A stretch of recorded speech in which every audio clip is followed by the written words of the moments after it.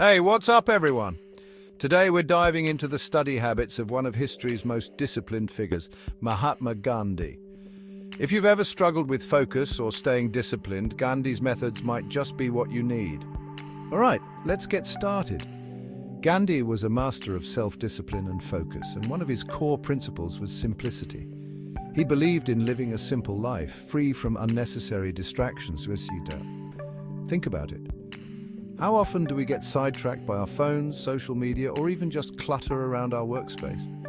Gandhi's approach was to strip all that away. One of his key habits was maintaining a clean and organized environment. A tidy space equals a tidy mind. So start by decluttering your study area. Keep only what's essential. This will help you create an environment that promotes focus and tranquility. Next, let's talk about Gandhi's routine. He was a huge advocate for a consistent daily routine. This included regular times for waking up, working, and even resting. Consistency trains your brain to get into a rhythm, making it easier to concentrate and be productive. Try setting a specific time each day for studying and stick to it.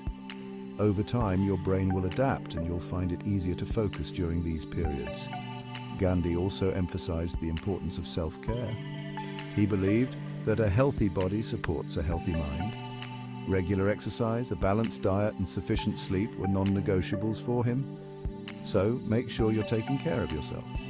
Exercise regularly, eat right, and get enough sleep. Your brain will thank you. Now on to mindfulness. Gandhi practiced regular meditation to keep his mind sharp and focused. Meditation helps clear your mind and improve concentration. Even just a few minutes a day can make a significant difference. Find a quiet spot, close your eyes and focus on your breathing. It's a simple yet powerful tool. Lastly, Gandhi was all about the power of intention. He believed in setting clear goals and intentions for everything he did. Before you start studying, take a moment to set your intention. What do you want to achieve in this session?